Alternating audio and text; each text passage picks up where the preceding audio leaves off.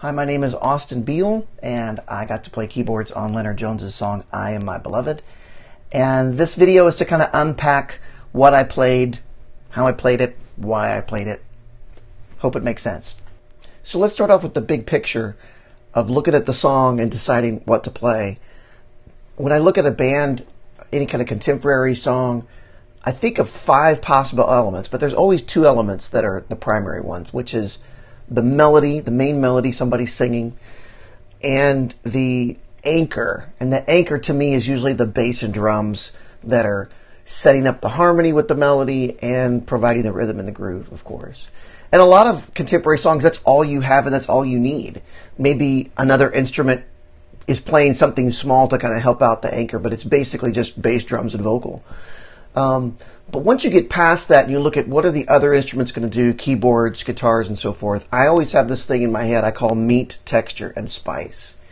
And so meat, texture, and spice, I would break it down like the meat of the song is any instrument, usually keyboard or guitar, that is carrying the part of the song. It's providing the fundamental chords, it's giving the vibe and the groove and rhythm in with the anchor. And with Leonard's songs, he almost always is making the guitar part that he plays the meat of it. Like he could play the entire song by himself with just that guitar part. It's the meat, it's carrying it. And so then if I come in later and I'm listening to that, I'm going to come up with something else. I don't want to clash with the melody. I always want to either contrast it or support it. I don't want to clash with the anchor. I either want to contrast it or support it. And I also don't want to clash or with the meat. I want to contrast it or support it. And so after the meat, I think of the 2 terms texture and spice. So the texture might be something chordal or something sustained, something that gives the meat a different texture, but if you're not paying too close attention, you might miss that it's there, but it's just fattening and augmenting the meat that's already there. Whereas the spice element is something that might catch your ear and catch your attention. It might be a fill or some sort of sound or whatever. So meat, texture, spice is sort of the way I approach this thing. So the way this went down is Leonard played his guitar and vocal part as a guide track that he would replace later, but something we could all play up against. The drummer plays his part, and then they sent it to me. I added the bass part later in for this video, so you'll hear the bass now, but when I was playing it, recording it, I didn't have the bass. And I knew that other instruments were coming up later. So if I was playing just by myself with Leonard and the bass and drums, like a quartet, I would have played a lot more. But in this case, I knew other instruments were coming, so I wanted to give them space to do their thing. So I was a little more sparse in my approach in that way. So if we go back to the very beginning of the song and just start listening, Leonard's intro starts up his meat guitar part, which is establishing the whole song. So nothing really should clash with the meat. Everything should augment it as texture or spice, as far as I'm concerned. So I start hearing it, and I go, okay, he's got this pattern that's C, E flat F, 2 bars. He does it a second time, same pattern. Band comes in, 3rd time, and 4th time. And this is also what happens on the verse. So I'm thinking I'll add a little spice here. So one of the things I do is right when the drums are coming in, I hit the keyboard like here or something like this up high, because it's not clashing with his melody. But I've got the volume off of the keyboard, so when I hit it, you don't hear it, but you see me hit it. I'm hitting it a couple of beats before the downbeat, and then I'm swelling it in with the volume knob like this. Yeah, so it's just like a piano swell as a little spice. It may not even make the final mix, but that's what I did.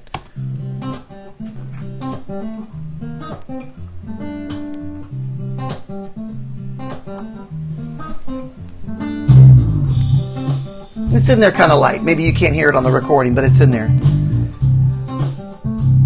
And so now we're getting into the verse of the song, measure 5. So he's doing this same pattern 2 more times, this C, C, E flat F, and so forth. But if the verse is 16 measures long, okay, and he's got 2 lines of vocal, it's a line of vocal that's covering 6 measures and then a 2 measure break, and then he does it again, 6 measures and a 2 measure break. So during those 2 measures, I'm thinking I can add like counter melodic thing, sort of like a call and answer. I don't really want to do anything else because the guitar has it. The guitar is covering everything you need. So I'm just looking at that whole. He's going, your love is dun, dun, dun, dun, dun, dun, dun, dun, dun, dun. And then what I'm going to is during those 2 measure of whole, I'm thinking his vocal is 8th notes, his guitar and the hi-hat are like swung 16th notes. We're filling up all those rhythmic basses. And so I want to contrast it with half notes. And the chord E flat, sus2, I could do an E flat on the top. The chord F6 add 2, I can do a D on the top. And then end up with a C back when it repeats again before we start singing. Right? And what that does is allows me to have this melody doo, doo, doo, that's sort of contrasting and answering his melody. But hey, I'm a piano player, so I can give it some chords. And so the E flat 2, I give it this sort of open voicing. Excuse me, that has the sus2 and the B flat. That's kind of open. And then a tighter voicing of the F6 with the D on the top. And then contrasting that with an open C power chord the first time through. So it just gives like a nice open, closed, really open. But on top is the melody. Doo, doo, doo. And I'm going to try to mess with that motif development as I go further in the song. So the first time through, I just do that. Second time through, I'm going to do the same thing, but I end it differently because then we're heading to measure 5. So I'm going to go measure, I guess measure for the 4th time through. It's E flat, D on top. And now the next chord, measure 5, is D minor 13. Conveniently has a C in there. And he doesn't sing on the downbeat either, so it lets me finish my little melodic phrase. I'm still going, yeah, yeah. And now I can go, da, da. And that also happens to be the note that he's starting to sing. Okay, so now we finished the verse, and we're headed to the pre-chorus here at measure 5, D minor 13, E minor 7, F major 9. So all I want to do is be a texture. I want to fatten up his guitar part without clashing or contrasting with it. So for D minor 13, you know, E minor 7, and then F major 9. Now F major 9 just means F, A, C with a major 7 and a major 9, which could be also viewed as an A minor 7 over F, or a C triad F with a bonus note. And so after I hit the F major 9 for the first time here, I notice when I hit that chord on the downbeat that he's holding his vocal note throughout that chord. So there's sort of like a hole here, and I can fill to anticipate the punch on the and a 4. And I imagine the drummer is going to fill as well. But I can do something like hit the F major 7, F major 9 on the downbeat, 2, 3, and 4, and in that I can do a little arpeggio. I think I did C major triad, something like, and then I hit a cluster of the C major triad somewhere up top. I think it sounds like, yeah, so it sounds, I think it sounds a little like this. D minor, E minor, F major 9,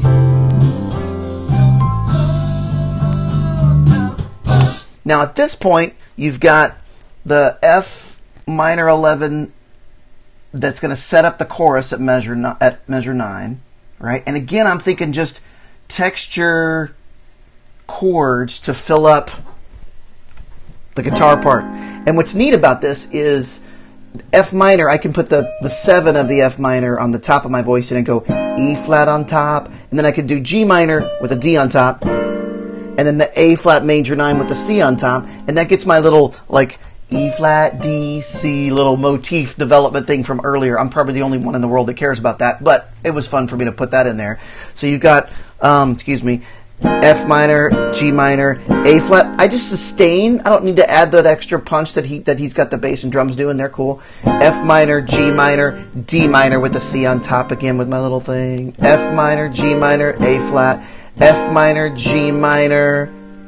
First time is A flat and then A minor 7 over G, which I'm thinking of as just a C chord with an extra bonus note here. We go back to the top. And basically, once we go back to the top, I'm doing the same thing again. I think I do that swell thing again with the transition turnaround. I do the answer melodic thing in the verse, pre-chorus second time through, and chorus second time through, all the same. I'm just adding the chord texture in there. But now, after the second time through, we're going for like a repeated chorus. And now we're down measure 17 and the repeated chorus. And now we've already done the chorus twice. This is the third time we're hitting here. So I start adding a little bit of extra. I'll add a little bit of punch. And specifically, that's kind of nice here, if you're looking at the F minor, G minor, A flat, all of those chords, that's all part of the E flat major scale, right? So I look at that and I feel like I'm in E flat major, or, you know, F Dorian, however you want to describe it. It's these notes, you know, those are my note options, E flat major scale. And so when I see the F minor and the G minor and the A flat, I'm thinking of this A flat major 9 as a 4 chord. And I put in something I call passing chords. So a passing chord, or a neighbor chord, some people call it, is not changing the overall chord of the moment, which in this case would be A flat major 9. But while other instruments are playing the A flat and I'm playing the A flat at the beginning, I could then insert a B flat triad over A flat and then back to A flat major 7 in the moment. So it's like F minor, G. So I'm thinking of that's A flat major, B flat over A flat major, because it's a neighbor chord. So I'm not changing the chord of the moment. I'm just adding a fill. I guess it's a harmonic fill as a way of putting it, right? And I'm also getting my little beep, beep, beep. There's my motif development, so I can go A flat, B flat over A flat, A flat. And I throw that in a couple of times just to give it a little extra love on these repeated choruses. So I think I go, I am my beloved and he is mine, and so forth. If that makes any sense. And so now we're heading to, after the second chorus, we're heading to the bridge, here, measure 26. Now, my thought process here is that I've been on piano for a while, and when I listen to the bridge of him going 1 and 4, 1 and he's doing this, and the bass and drums are going to switch to a pulse kind of thing. The groove is different. It's less about the 16th, and now it's more about the 8th, and we're digging deeper. And I felt like personal preference that in that moment, piano up against his guitar, I wasn't a fan of the flavor in that moment. So I switched over to a Rhodes sound, like this, yeah. And then I also felt like his guitar was still kind of in this area, but it's a thinner sound than this Rhodes, and this Rhodes makes it thicker. That's kind of, I think, why I tried to avoid the piano, is the piano still felt a little thin when we get to the bridge. And so, again, this might not even make the final mix, but I'm thinking, okay, maybe I can be a little bit thicker and more, and play some more stuff to contrast with my earlier sparseness and help the groove. So the key here was to make sure that I was helping the groove and not clashing with it. So I think he's basically playing 3, 4, 1, and 4, 1, and the bass is doing that, and the drums as well. So I thought if I'm a little lower in the mix, I could get this little pulse going of eighth notes. 1, 2, ready, go, 1.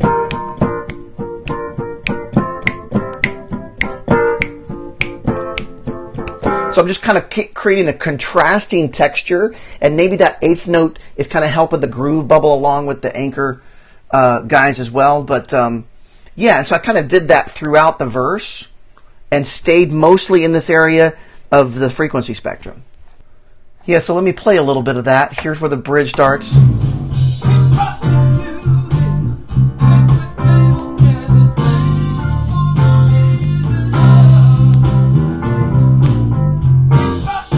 Now, I'm still keeping the punches, and I'm still playing the chords the way he's playing it, and I'm accenting those, but I'm also playing like softer eighth notes in between, hoping it'll subtly, maybe even subconsciously, help the groove along a little bit.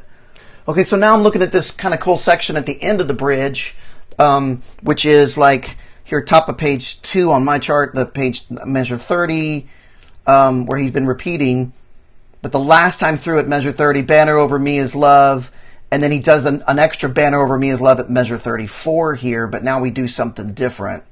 So here, let me play it. So you can hear what I'm talking about.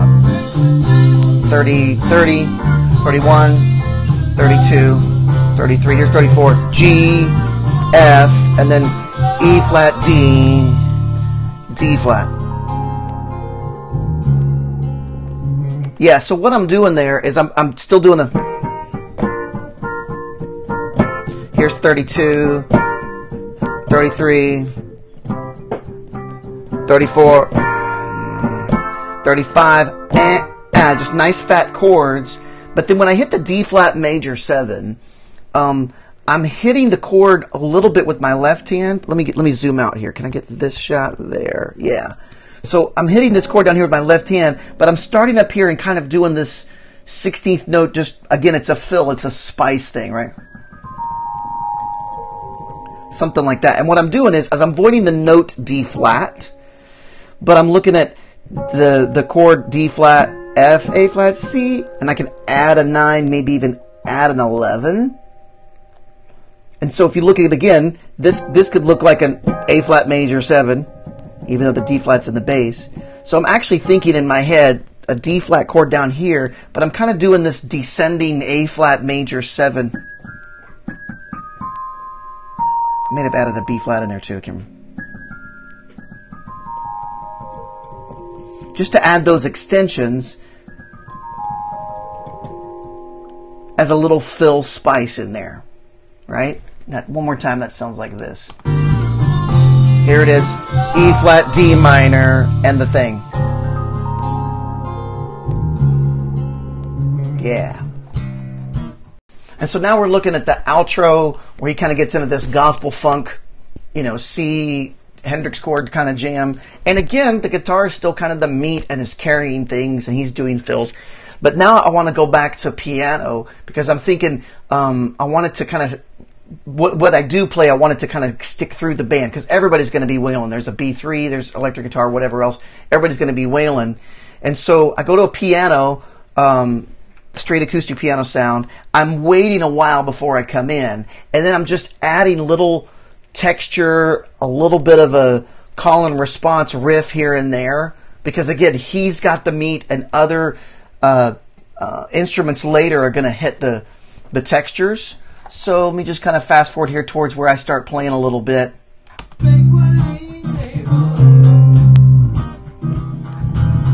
I just did a little piano, and then here's going to the F chord. 42. Little bit of spice. Little bit of spice. Gospel. So let me explain that riff right there. So we're in the key of C, but it's dominant bluesy. And then when it goes to bar 42, it goes to the 4 chord, that bluesy thing. And he's got this cool guitar part going C, F, F7, F6, F7. And I thought for a while about trying to like add to that or augment it, and I was like, you know what, let me stay away from it. Maybe electric guitar, somebody else will get that little motion in there. So what I did was I more than thought about the vocal. He goes, his banner, here's a hole I can fill, over me, here's a fill. And on the over me line, which I think is measure 43, 44 here, somewhere in there on the F6.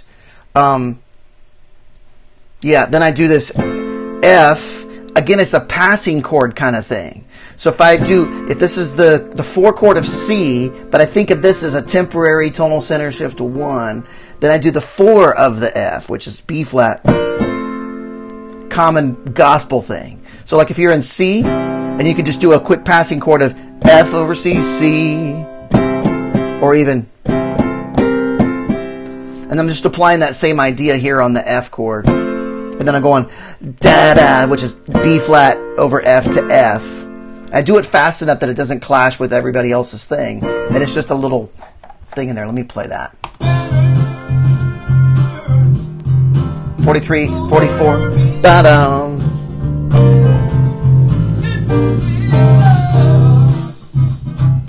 And I keep going with stuff like that. I get a little busier as the band builds.